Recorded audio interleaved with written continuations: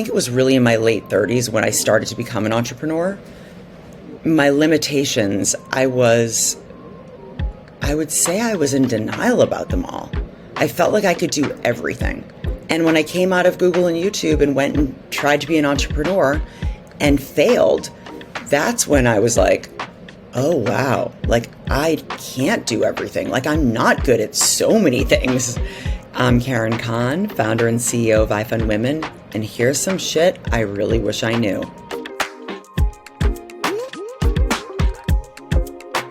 iFund Women has been around for almost 5 years. We're celebrating our 5-year anniversary in November. And it's very different being a startup founder, in the first 3 to 5 years of a seedling growing startup. But now we're approaching a staff of 40 people. We have a full engineering and product team, data scientists, and we're at this critical point where we need to scale. And when I say scale, I mean scale in the tech sense, right? And I've learned that I am not a scale CEO, and that's okay because I know who I need to hire around me to get us to scale, right? I need an amazing CTO from a company that has, from a fintech company who has scaled before, who's been there, done that. I need the same in a COO.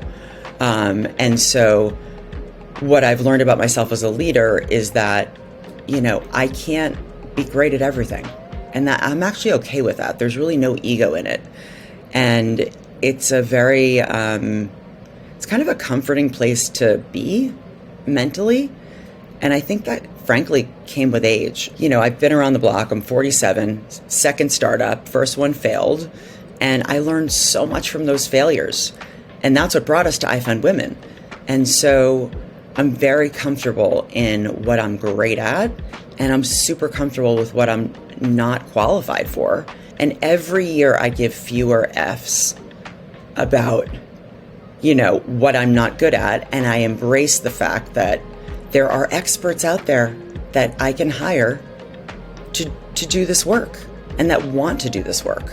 I actually think I'm a fucking awesome leader. I have made mistakes though. And I think the biggest mistake that I made early on, I would say really more in the first startup that failed, was that I'm a person that can fall in love with a potential employee really easily. My friends at Google used to tell me when we would go through hiring committee stuff and they would ask me my scores for the people that we were hiring, I'm like, I love them. And I remember my friend telling me, he's like, Karen, you love everybody. Your vote doesn't count anymore. And that stuck with me because he's right. I love talking to people and pulling out what their passions are. And I really see the best in people. And so I made a bunch of hiring mistakes in my first startup, a lot. So the first startup lasted 2 years. I probably made 5 really shitty hires. That's a lot for a little startup that has no venture funding and no funding at all. It's a lot of shitty hires and they were not inexpensive.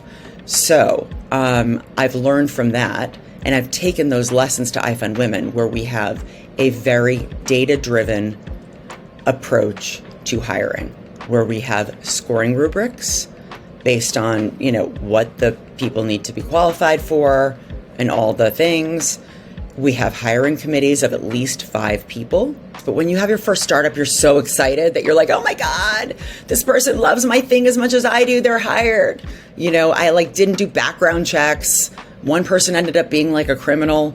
It's a whole thing. So not at iFund Women. We've done things the right way, but I learned so much in that first startup experience. So I think that's my biggest piece of advice to anyone watching this as a leader is really trust your leadership team that you have built and include them in decision making.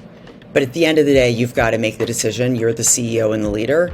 You've got to make the decision. It's an informed decision because you've got all of the inputs from your leadership team.